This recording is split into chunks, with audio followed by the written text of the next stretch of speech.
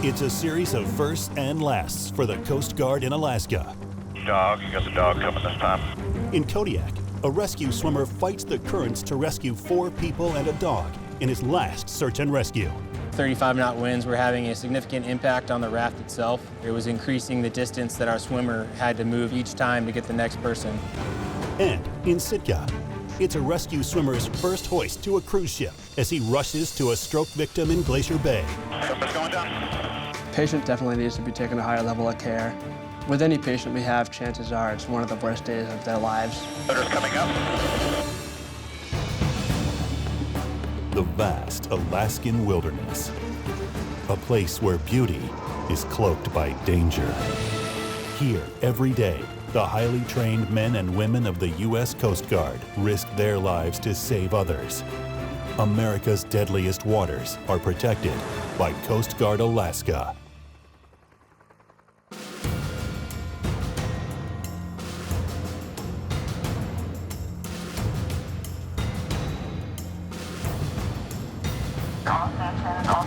All stations, this is United States Coast Guard, Sector Anchorage, Alaska. Coast Guard has received a report of a vessel, the Ocean Viking, sinking with 4 persons on board, abandoning ship.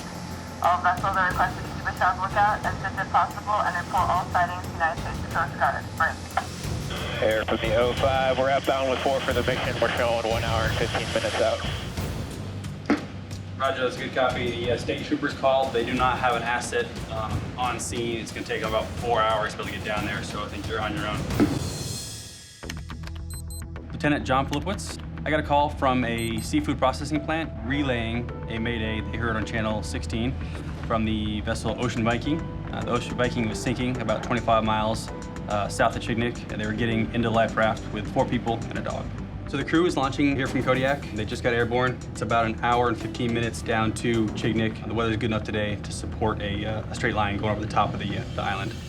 Planning, we know where we're going. We've got 4 people and a dog in a raft. They did take an EPIRB with them, so we should be able to de-esc to their position. How do you guys feel about our plan? I love it. Adequate. My name is Jason Bunch. I'm an AST-1 here at Air Station Kodiak. We moved with purpose with people in the water or people in a raft. We moved with purpose on every launch. But to be honest with you, in the back of my mind, I really thought that by the time we got about halfway there, they would be picked up by another vessel. It was actually a surprise when we got halfway across Shelikof Strait and realized that there was no other boats out there. We were the only asset responding to that mayday call. How far off Chignik were they? Any idea? Distance from Chignik is about 25 miles. They're not swimming that. No, chances are they can't even see what direction to swim unless they got a compass with them. True. Do these guys have a survival suit or anything, do we know? I've not heard. You know, if we actually do pick these people out of the water, I don't know how big the dog is, but someone's going to have to probably hang on to them. So it'll be somebody and a dog. Yep. Lieutenant Mark CV, age 60 pilot, Air Station Kodiak. I think everyone in the crew had experience with hoisting animals before, so we had discussed it briefly and basically said that if the dog was going to come with us, it would have to ride up in the basket with one of the people from the vessel. The report of 4 people and a dog, first off, I'm a dog lover, so it didn't really matter to me if there was 1 dog or 3 dogs. The only thing is, if it was heavy seas and you have a dog, you might have your work cut out for you as far as getting them from the water to the basket. You never know how the dog is going to react in the water, especially if it's a large dog, 100+ pounds, a lab. That's the first thing I think of is an Alaska lab. Well, we're getting tucked in next to the peninsula now. I got the peninsula, land ho. All right, so we should probably start looking left. We knew the winds were pretty strong, so we expected to see them downwind. So from about 4 miles out, we were able to proceed directly to the raft. Inside, out the left. I got a raft, I think that might be them. All right, you ready for approach, Jeff? Yes, sir, ready for approach. Go out, door speed, yeah. Stand by, you're almost there. Basket, primary rescue device, unless I call on the radio. Roger. Lieutenant Scott Woodcock, age 60 pilot at Air Station Kodiak. Once we saw the raft, there was a consistent 35-knot wind out of the west, so we immediately set up for an approach to the water. You have door speed. And doors open. And rescue briefing. This will be a sling deployment of swimmer to survivors from 30 feet. With this headwind, it'll be good at 30 feet. Questions? 30 feet to inform, no questions. Brief is complete. The plan was to use Jason right away, use a rescue swimmer, because the water temperature is so cold. We don't know if they got hurt coming out of the boat, if the temperature got them by the time we could get there. Roger, have target set. Swimmers went out the door for load set. Going down.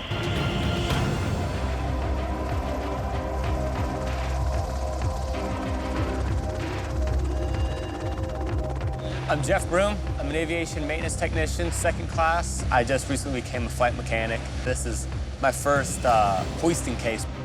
Put him in the water and he swam over the raft. We backed off a little bit, gave him a couple minutes, and then waited for him to go ahead and direct us to come on in and start commencing the hoist.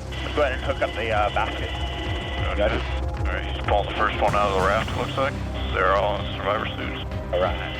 Got the first one. Roger that. Out the door. Once we got on scene, sea state was 6 feet maybe, but it was the current that created some difficulty getting the survivors all on board. Prepare to take the load, taking the load. Basket is out of the water, and you're clear. Easy left, and halfway up. After the first hoist, we realized the rotor wash and the 35-knot winds were having a significant impact on the raft itself.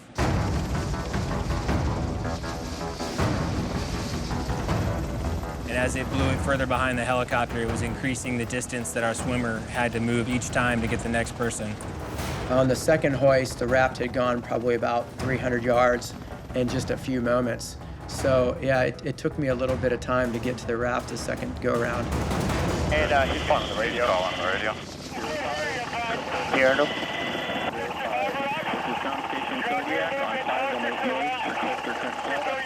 Are you guys here in the middle? No, I'm not getting that. Yeah, I got it.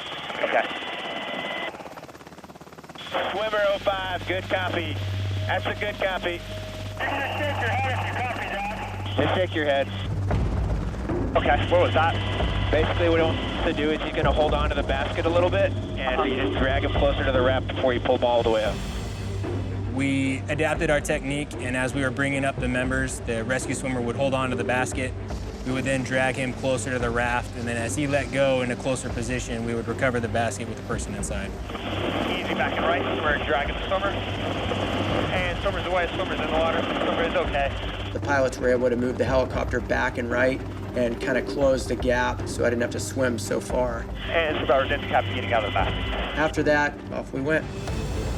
Got the next one out of the raft. Retrieved the third survivor, came up, textbook, got him in the cabin, got him seated, and sent the basket down for the fourth hoist, which was the captain and their dog. Dog, you got the dog coming this time. Okay. Dog and a person. Correct. Going down, basket is holding 5% in the water. The dog jumped right out of the raft. It was a lab, so we kind of expected that to happen. So I just grabbed the owner and put him in a cross-chest carry, and then kind of stiff-armed the dog and handed him to the owner. Put the captain in the basket, the dog on top of him, told him to hang on to him, and up they went.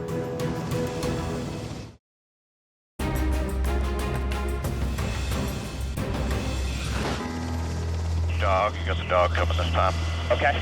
Dog and a person. Correct. That vessel sinking, 4 persons on board and a dog.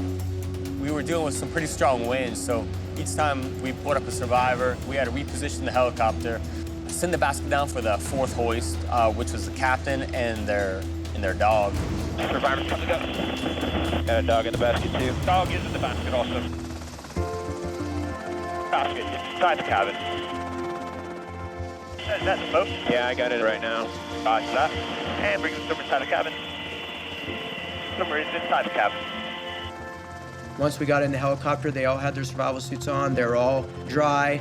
There was no medical attention necessary, so I told them to just buckle in for the hour-and-a-half plane ride back to Kodiak.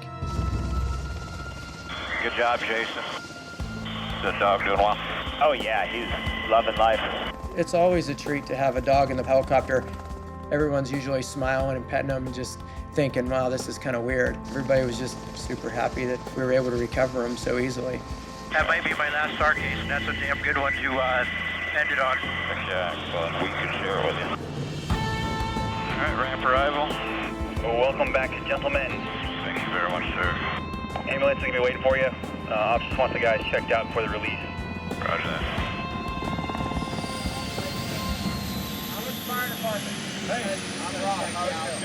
John, anybody need to go to the hospital? No, I think we're all good. All right. Yep. Well, if we can we get y'all in the ambulance real quick? We'll do a quick paperwork deal and get out of here. Yep. Let you guys. We don't got nowhere to go. We got nowhere. We'll figure that. Hey, at least you're here. Yeah, exactly. Yeah. That's the biggest thing. My hand? Yeah. Absolutely. All right. Appreciate it. Yep. My name's Eric Waby. I was a deckhand on the Ocean Viking. Noticed that we were taking some waves to the side of the starboard side pretty hard, so I kind of angled the boat towards that a little bit more. And then about, say, 25 minutes afterwards, I heard an alarm go off. Woke up the captain. We went downstairs. Noticed that there was water level rising pretty fast underneath the floorboards. I ran back upstairs to go tell everybody what's happening. Go back downstairs, and the water level's over the floorboards now, about waist deep. So I start helping them muster, get everything up to the muster station, flares, EPIRB, survival suits, and then I go and run onto the radio, start for the Mayday distress call. Hey, awesome. Glad you guys took care of yourselves and made it easy for us. Everybody's good. This is awesome. Yeah. I turned the bilge pumps on, and both of them. I turned both of them on, and there's no way. I ran upstairs to see if the water was going over. It was. And I went back downstairs. I'm like, it's going. There's nothing we can do. Yeah. My name's John Ness. I've been inspected. Everything was fine. All the sea chests got changed. Everything was like brand new. I never foresaw anything ever being a problem. When I left the engine room, I already knew that was it. I don't have the pumping capabilities to pump out that amount of water coming in. Well, at least you guys had all the right stuff. Yeah. Half the time. Well, we're so worried about what was going to roll over. You know, like we thought it was going to roll over because it was sitting at the deck. You know, floated. I mean, just the house was kind of. The house and the stern were sticking up. Well, you guys were prepared. Mostly, people aren't prepared, and it made everything easy. Yeah. You guys are safe. You're healthy. Yeah. Nothing bad became of it as far as all hands involved. This was the last case of my Coast Guard career. To end 13 years here in Alaska is pretty awesome, to pull 4 people and a dog out of the water that were really prepared with an A+ air crew. You couldn't ask for anything better. It really feels good, and I'm pretty proud to have been a part of it all. Good boy.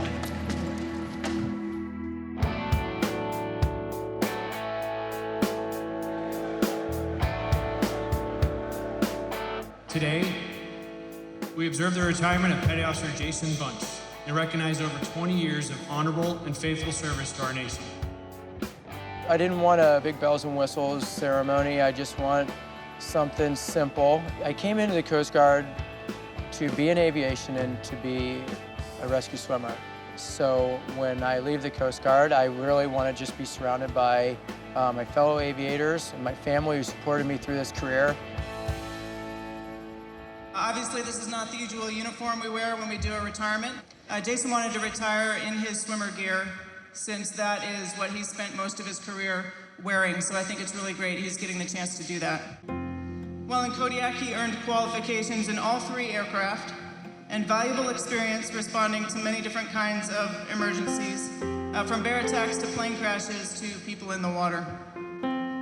Jason epitomizes what it means to be an AST. And that's first and foremost. But he really took pride in the fact of being a good survival technician.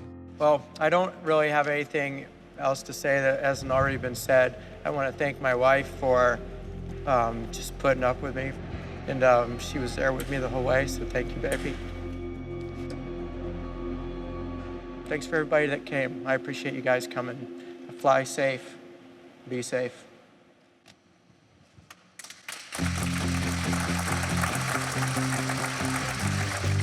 When Coast Guard air crew members retire, they can request what they would like to do, and Petty Officer Bunch requested doing free-fall deployments out of the back of the helicopter with his family and friends there so that they can see him do his last deployment.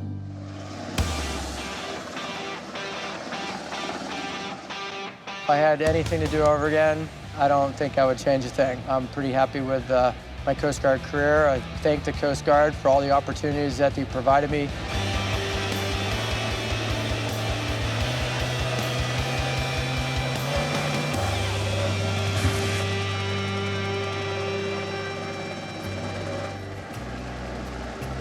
On my last deployment, it felt good. That was really when it hit me that this is really over. That was cool. It was pretty cool. Good show. What'd you think of that, buddy? You jumped in the water like that. Yeah, I did. That's right. There was a male out in False Pass. It was in pretty rough shape, severe pain, and they needed to get him out of there. Guess he crashed on his ATV. This four-wheeler accident wasn't just him kind of sliding and falling off. It was a good thing that we actually took off and came for him. 10 out of 10 for pain. The range is awesome. It's my favorite way to blow off steam from work. I noticed when I shoot, I'm basically stress-free for about 6 months.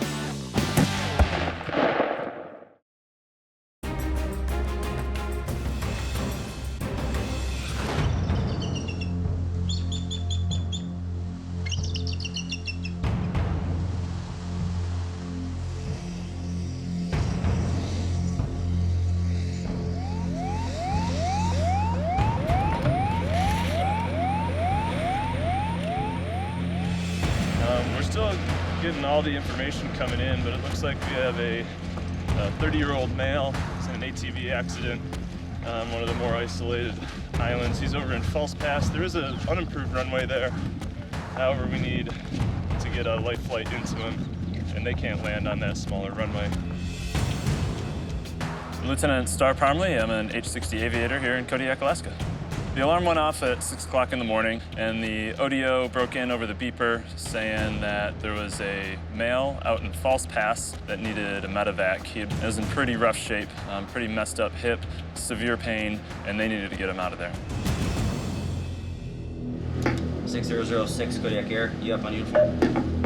My name is Lieutenant Jason Bustamante. I'm the ODO today. I received a call from District 17, and they wanted to stress that it was not a time-sensitive case. And the main reason they were stressing that was because of the Pavlov volcano, which is just to the northeast of False Pass, has been erupting for 3 to 5 days, and volcanic ash is a very bad thing for a helicopter. Check. Ramp departure. 06 Air. Air 06. Hey, from Ops, he wants you guys to stay on deck momentarily until he gets in. Roger. They want us to stay on deck until the operations officer gets in. Just to look at the weather. Lieutenant David Wright, H-60 pilot here at Air Station Kodiak. We were ready and spinning. Got a call from the ODO saying, hey, hold on. Ops wants to check the volcano status. Ensure that there was no ash in the atmosphere where we would be transiting. It's got the areas outlined. This is the path it's going to take based on the current weather. Obviously, you can't really ever tell because the volcano could erupt like any minute, but it doesn't look like there's any ash currently in the area. A lot of people think it's just visibility that's restricted with an ash cloud, and it's a factor, of course. However, the volcanic ash is very caustic, and the smaller parts of the plane, especially in our turbine engines, the blades will get eaten up, we'll lose power, and obviously losing power when we need it to fly is a factor. Hey, we got some updated weather and everything else, so you guys are clear to launch. Be advised, you could get winds up 35 knots. Thanks for the update, appreciate it. And we are on the go. So they'll pick the patient up in False Pass and transport to Cold Bay for awaiting transport to Guardian. Coast Guard Hilo 6006. This time we're taking off from Kodiak to False Pass for SAR. We're supposed to know if you have an ETA at this time. False Pass ETA is 10:45. Name's Nathan Fila, aviation maintenance technician, second class. I'm a flight mechanic here at Air Station Kodiak. We had real low visibility. The ceilings were below 300 feet, so we were flying about 200 feet most of the way out there, and the visibility was horrible, maybe a quarter mile of that. This is Scout all weather being improved in approximately 6 to 8 hours. 6 to 8 hours, great. Cool. Weather was pretty bad. About 5 miles to the south of the air station at Cape Chiniak, we realized that the fog was starting there. We didn't know where it ended, and we were on instruments the whole way. We'll be at False Pass at 1945. Do we know if this guy's actually ambulatory, he's just injured, or is he actually laid out? His hip is hurt pretty bad, so I imagine Yeah, just laid out. Okay. Rescue 6006 is Station Kodiak. The patient is on a gurney and will need to be placed on the backboard for transport. He has been given 8 milligrams of morphine via IV. IV line is still in place. He's needed to be given something along the way, over. As we're getting closer to False Pass, we start getting more information from the ODO. So me and the swimmer are getting the cabin ready so we would be able to fit a litter in there. Star review, False Pass. Okay, door speed. Yeah, you're at door speed. How's that coming over? Mate, if you could back me up, you would probably kick up some sand. Roger that. It took us about 5 hours to get on scene, and once we got on scene, we landed at the little airport there. It's all pretty sturdy. Yep. Been around on the ground. You're good. Clear. I don't see anybody waiting for us.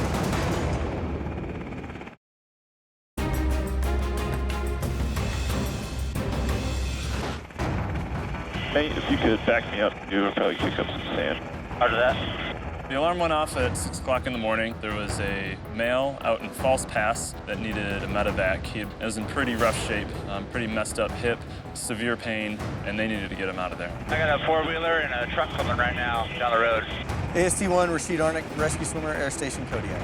Once we landed, I got out, ran over to the medical care. When we walked up to the ambulance, they kept on telling us, do not touch his legs at all. He's very sensitive, he's in a lot of pain. So when we brought him to the cabin, we made sure not to touch the legs on anything.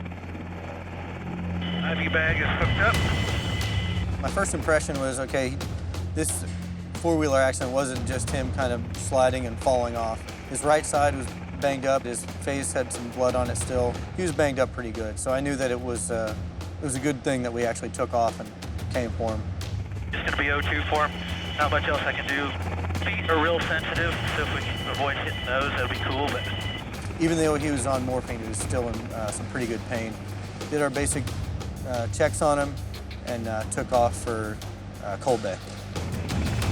Okay, we're on the go. You think we're gonna hit turbulence? Can you tell me? Roger. He's got an injury to his right side. You know, it could be anything from his femur, his hip, his arm. We don't know 100% of what's going on. I can evaluate all I want, but I don't have x-rays, so I still have to just do the best I can, keep him as comfortable as can, keep him alive as long as possible, and get him to a hospital. 10 out of 10 for pain. Looks like he smacked his face pretty good, too. Guess he crashed on his ATV, got back on, drove it all the way back to get help. When did it happen? 3:50 this morning.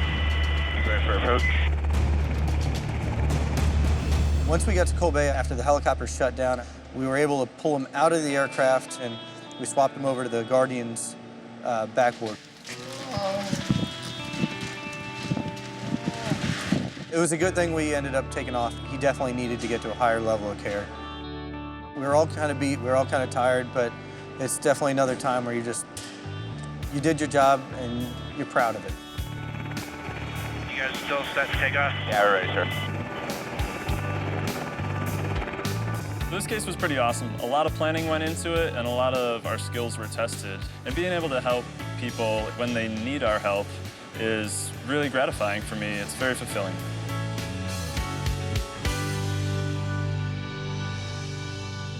My name is Nick Nezeroff, and from King Cove, Alaska, and I'm a commercial fisherman. I was riding my ATV on the road going to the boat harbor. And there's a construction site company working there in the harbor, and they had big steel beams out in the roadway, and they clipped one with the ATV. After I did the x-ray and stuff, was a broken femur. I could have died because there's a main artery right there. If my leg would have just turned to the left or right, it would have punctured that main artery. I would have died in about 2 minutes. Pretty lucky to be here. Thanks to the Coast Guard for being there, because I probably wouldn't be here right now.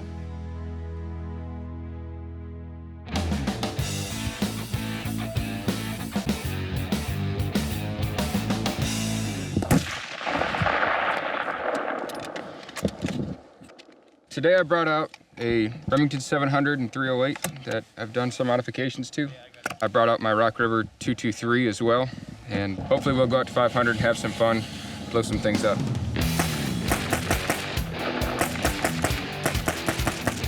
Today I brought out a Glock 19. I brought out a MP5 clone. It's a copy of an H&K 9mm. It's a short-barreled rifle. I'm pretty excited just in general to go shooting again because I noticed when I shoot, I'm basically stress-free for about 6 months. I enjoy shooting a lot, and I do like hunting, but I only hunt for food. When I hunt for food, I also don't use a assault rifle. I always use a bolt-action rifle, basically make it as humane and as fast as possible on the animal. It's a great thing. My family and I live off all the meat that I get in the summertime. We live off that. We don't buy any meat in the stores, and it's all organic. You can't get any more organic than Alaska up here. It's amazing. Rashid, get over here. Boom boom time. So we have approximately 7 pounds. You get 7 pounds in there. 7 pounds of tannerite in an ammo can at 200 yards. It's a reactive target. Doesn't do anything until you hit it with a really high velocity bullet. It goes boom. Everybody ready? Yep. Firing. Yeah! You got it. In case you were wondering. Oh, that's a good time. That was impressive. That's a nice capper. Yeah, that's pretty cool. That was nice. The range is awesome. It's my favorite way to blow off steam from work. Mike's a big shooter, and so is Rashid. So when we get a chance to get together and come out here and just blow some things up, it's really nice, especially when you got weather like this. You don't get too many days like this in Kodiak.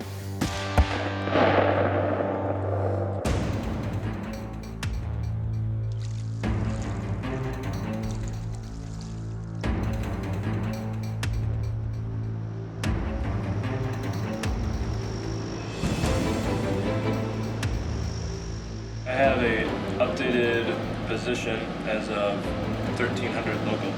Roger. So the call came in, was a 50-year-old male with internal bleeding on his upper gastrointestinal system. So we launched the 60 and the 1790. Ready for takeoff. Ready for takeoff. Lieutenant Commander Tim Williams. I'm a H-60 helicopter pilot in Kodiak. When the call came in, it was roughly the middle of the day, and the weather was good. The vessel is a container ship located about 200 miles offshore Kodiak. So typically in this long-range SAR case scenario, we had the C-130 launch with us. Our 2 aircraft launched out of here. The 4-4 will hoist the patient, and they'll be bringing back to Kodiak. It should be a normal evolution, but this being Alaska, everything always has its own take. About how long is the flight, sir? A little over 2 hours, about 2.5 hours. Roger that. I'm HST Christina McRobert, and I am a corpsman here in Kodiak, Alaska. Preparing for a patient like this, you just need to make sure you have the right kind of gear. On the way out, we were just organizing stuff and making sure that everybody gets the right information and it gets taken care of. All right, sir, once happy, we can do a litter and all that stuff, what we got? Yeah, we can do a litter. AET-2 Joshua Harris. I'm a flight mechanic here at Air Station Kodiak. The C-130 usually gets on scene first. Obviously, they're a lot faster, so when they get there, they'll start talking with the boat crew about a hoist briefing and just getting the best laid plans laid out so that we can start the hoist as soon as we get there. 6044 air. And air 44, good. Roger, be advised that during the night he woke with a sense of drowning in blood on the pillow and found blood on his face, went to the bathroom, vomited more blood. He was found in bed complaining of pain in the stomach area. Okay, Roger, good copy. Thanks for the update. No problem. At that point, all we knew that the guy had been vomiting blood for quite a few hours, so he needed to go to a higher level of care, get some tests done, and get taken care of. You got visual. Roger. 3 minutes out. Just under 2 hours transit to get on scene. The C-130 confirmed the location of the vessel, so that way we didn't have to search for him. Costco, Long Beach. This is Coast Guard Rescue Helicopter, Channel 21 Alpha. Sir, this is Costco, Long Beach. Go ahead. Good afternoon, Captain. We're going to hover over the bridge wing to take a look at the area. Once we're done with that, I'll give you a call on the radio, and then we'll actually hoist your crew member. Copy.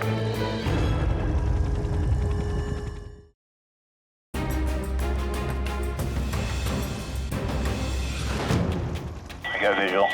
Roger. We received a call that there was a individual on the motor vessel Costco, Long Beach.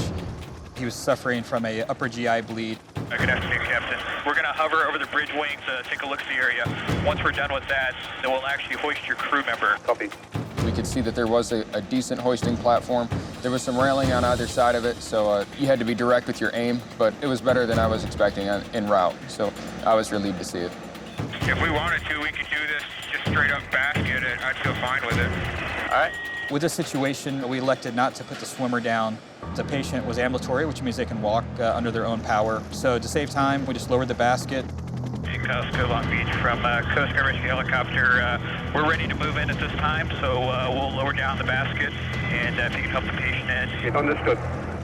Begin the hoist. Roger, your target is sight. Fastest going out the door. The railing made the hoist area just a little bit more narrow, so we had to put the basket right down in the middle without snagging it on either side. Forward 5, and hold. Basket's on deck. Once that survivor climbs in the basket, it's usually frightening for them. There's a lot of wind, there's a lot of noise. They're way above the ground level. Bring in survivor, hands the cabin. And as they're coming in the cabin, that's the highest point of the job for me, making eye contact with them and give them that reassuring grin of, hey, it's safe now, you're good to go, we're heading back. And Coast Long Beach from Coast Guard Rescue Helicopter. We just want to express our thanks and hope our patient is okay. It's our pleasure to come out and help. Thank you, sir. All the best to you. Once the patient got in the helicopter, it was just important to get his vitals, see where he was at. How's the patient doing? It's good. Your blood pressure is quite high. It was 300 feet off the water, moving 100 miles an hour in a basket. Very funny. I was scared, and I saw how moving. Oh. He was a great patient, just sat there, talked with us, joked around with us. I kept monitoring his vitals, and he was doing good and being in good spirits. How's wrong with your tummy? I don't know, but last night was terrible. And I don't know what happened, from where coming, from stomach, for the lungs, I don't know really, but at the pillow case was completely blood. Once we got on scene, we just landed right on the ramp. EMS was there to meet us, and they immediately took the patient to the hospital. Anytime that you can go out and just pick somebody up off a boat and get them back here much, much faster than they would have been able to before and potentially save a life like that, it's a really good feeling, and I'm always happy to be a part of it.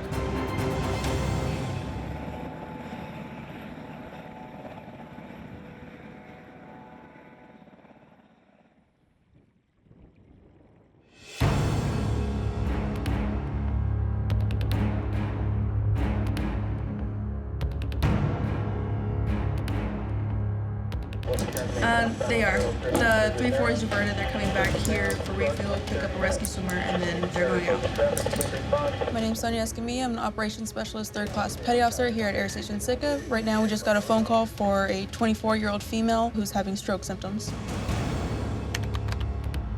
All we know so far is that she's on a cruise ship right now in Glacier Bay. It's a guaranteed hoist for us. First hoist that I do operationally for a case.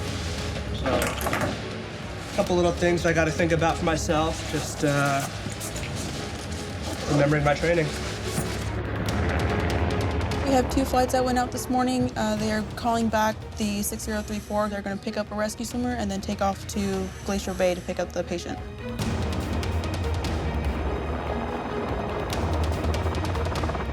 With this specific case, we knew that she was a priority to get a higher level of care. This is my first hoist to a cruise ship, medevacing someone off. I'm looking forward to the challenges I might face, and I plan on overcoming them. Gentlemen, we can start taxiing.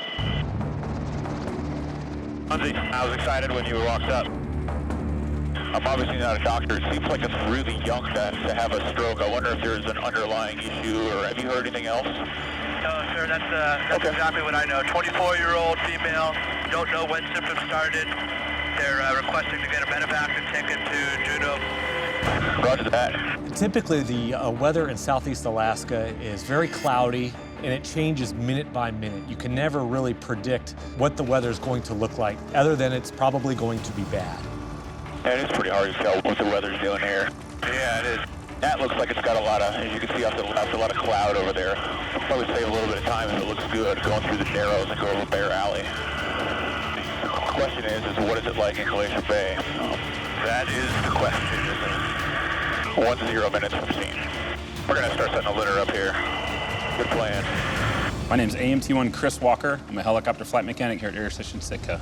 The rescue swimmer and the flight mechanic, we begin to prepare ourselves by just backing each other up, getting the cabin ready. So once we get there, in the heat of the moment, we're ready to go. Let's see if we can get a hold of this boat. Roger that. Coral Princess. Coral Princess, Coast Guard Rescue 6034 on channel 16. Rescue 34, Coral Princess. Coral Princess, I believe we have you in sight. We'll probably circle overhead your vessel there and try to locate the best hoisting option for us.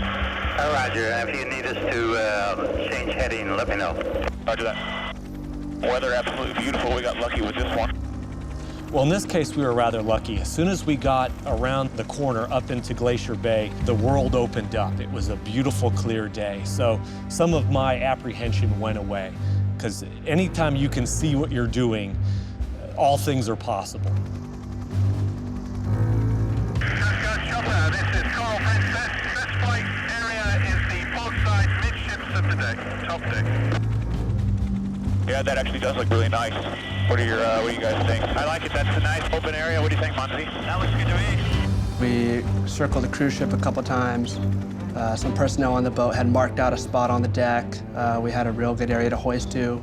How can you deliver the litter? I'm just going to send the bear hook back up to you. Does that sound good? Yep. Just give me the hook back and I'll hold on to the tail line and the litter down there. And we'll be waiting for your call. Roger that.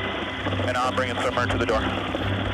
Coral Princess, Coast Guard Helicopter 34, going to be beginning the hoist, delivering the swimmer again. No assistance necessary. All right, sir. Swimmer is in the door. This will be my first operational hoist. I've got a lot of confidence in my flight mechanic and my air crew. Swimmer's going down.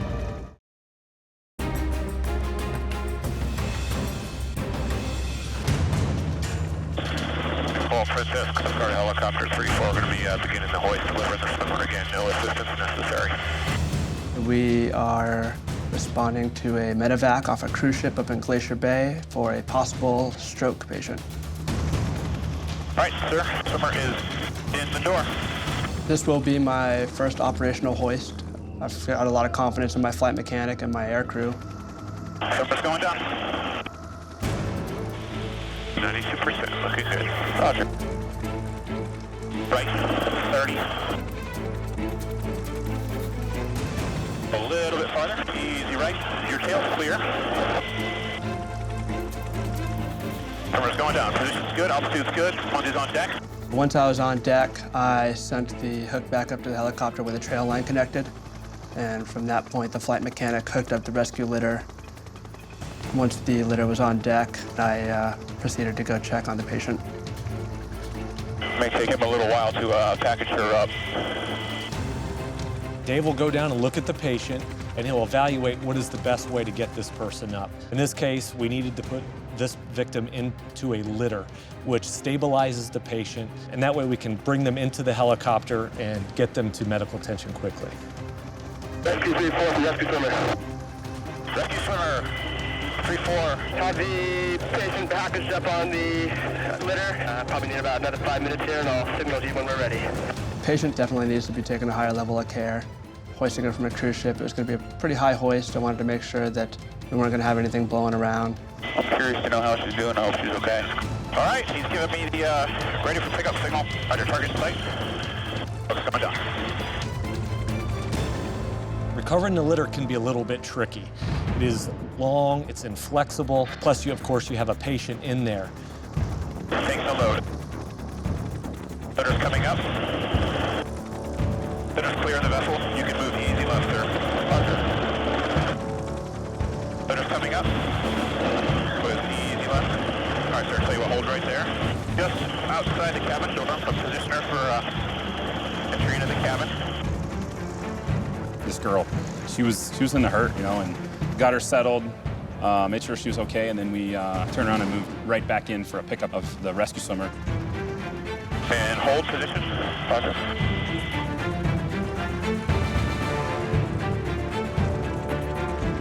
With any patient we have, chances are it's one of the worst days of their lives. What we try and do is anything we can to keep them comfortable, whether it be giving them a thumbs up, putting headphones on them so that they're not having to listen to the loud helicopter. We definitely try and do what we can. Coast Guard Rescue 34. Thank you very much for your assistance today. Roger that, sir. Cabin secure, gentlemen. Roger. Sector from 3-4. Be advised, we have Successfully hoisted the patient. We are en route to Juneau at this time. We put the life pack on her and we're monitoring her vitals. Her vitals are good. She was a rock star, so it was pretty easy just kind of sitting back and keeping an eye on her until we landed in Juneau. Nice hoist.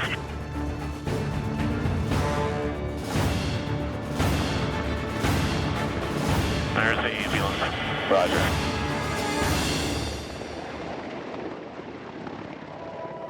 I'm Natasha Daughtry. I'm from England and I was working on the cruise ship in Alaska.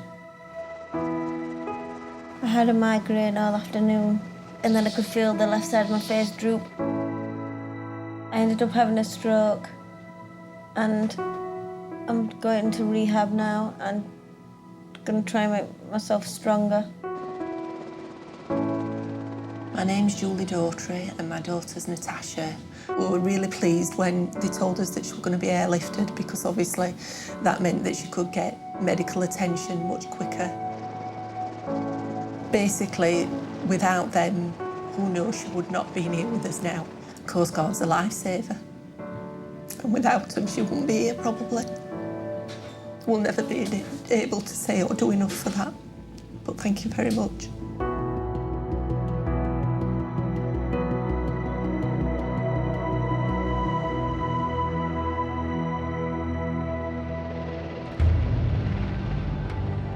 Well, this is my second tour here. I was lucky enough to come back. It's the peak of your profession. I came up here to be professionally challenged, and you are. Every day, you're professionally challenged. Whether it's the weather, the conditions of the patient, the long, enduring nights, it is the varsity of Coast Guard aviation. We have the best air crews in the world, and they're stationed here at this air station. This is the team I want to go into battle with. These are the folks that I will risk my life and that of my crew into going into. I couldn't be prouder to be here.